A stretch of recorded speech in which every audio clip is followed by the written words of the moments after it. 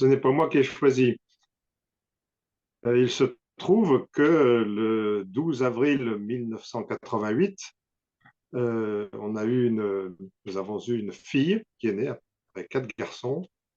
Et cette fille s'est révélée être trisomique. Donc, on était content d'avoir une fille après quatre garçons.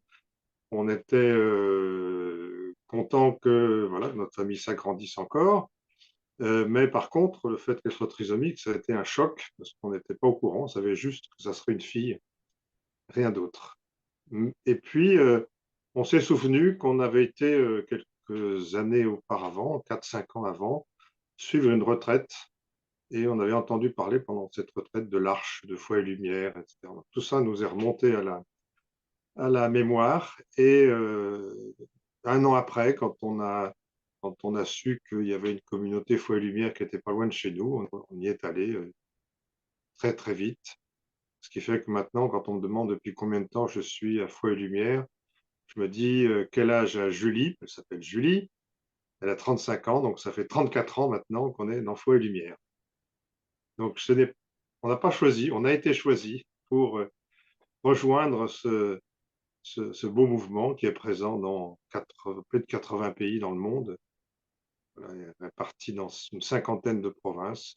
Comme j'ai été le coordinateur international de ce beau mouvement, je connais pas tous les pays, mais je connais au moins toutes les provinces. Il y a des provinces qui recouvrent plusieurs pays. En France, il y a 9 provinces, mais il y a des provinces qui sont plus étendues, comme celle qui regroupe les Philippines, le Pakistan, l'Inde et la Malaisie et Singapour.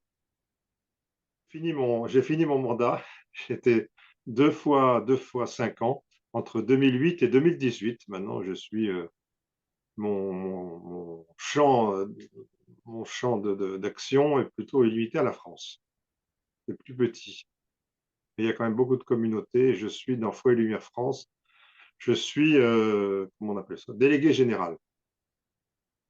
Foi et Lumière est né d'un rejet d'une famille donc, qui habitait dans le nord de la France, qui avait deux enfants très handicapés et qui voulaient aller à Lourdes avec leur pèlerinage diocésain.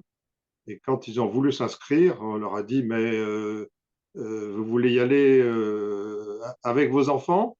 On s'est dit, bah oui. Ah, bah alors, non, c'est pas possible, parce qu'ils vont perturber tout le monde, ils vont rien comprendre, etc. Donc, non.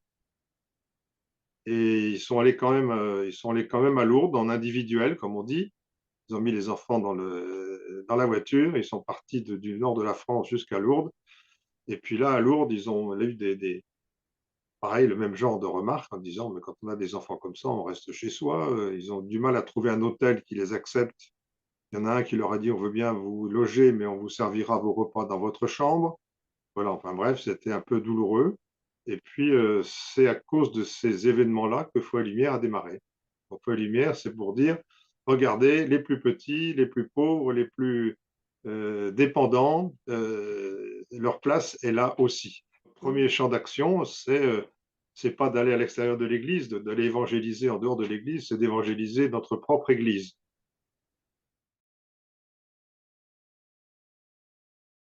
La promesse d'Église apporte, c'est beaucoup de choses. Quand on regarde le ciel, si dans le ciel il n'y avait qu'une seule étoile, ça ne serait pas aussi beau qu'avec toutes les constellations qu'on voit.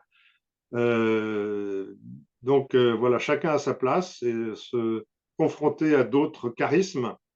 Je fais référence aux lettres de Saint Paul, première lettre de Saint Paul aux Corinthiens, au chapitre 12, qui fait la comparaison avec le corps en disant l'œil n'a pas besoin de l'oreille, le pied n'a pas besoin de la main, etc. Mais si tout le monde a besoin de tout le monde a besoin de tout le monde parce que tout seul on n'y arrive pas.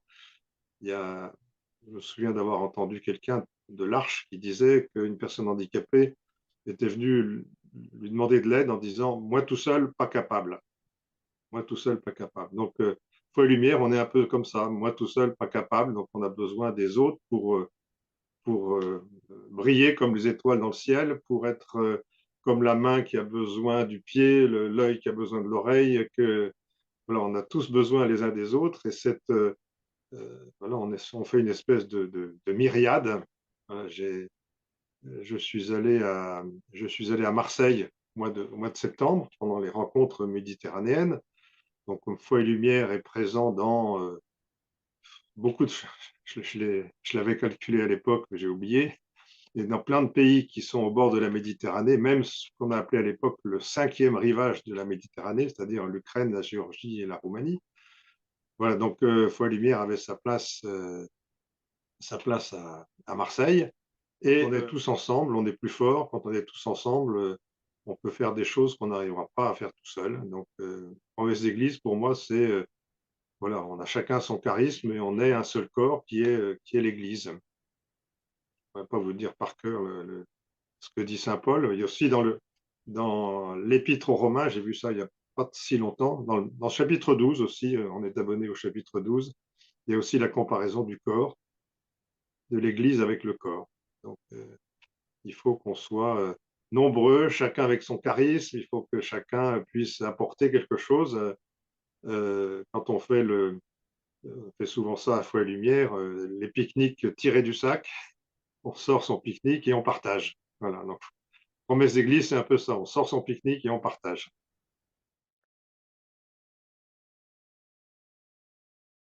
Alors ce que Foi et Lumière peut apporter à promesse d'église, c'est un peu voilà, notre propre charisme. Euh, Quand je vous disais au début que Foi et Lumière est né d'un rejet parce que des personnes handicapées mentales n'étaient pas acceptées dans notre propre Église, moi je dirais bien que ce que Foi et Lumière peut apporter, c'est cette volonté d'ouvrir, cette volonté d'être accueillant à tous, cette volonté de reconnaître que c'est le plus petit qui apporte quelque chose. Les personnes handicapées mentales, comme ma fille Julie, elle n'est pas là pour qu'on lui apprenne des choses, elle est là pour nous dire des choses. Et elle ne manque pas de. De temps en temps, je dis qu'elle est mon directeur spirituel, mais je plaisante à peine, hein, parce qu'elle a une sacrée foi. Et donc, voilà, ça rejoint un peu le dans l'évangile j'aime bien celui-là, de Saint Matthieu.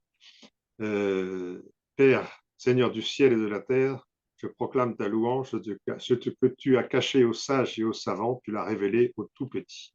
Voilà.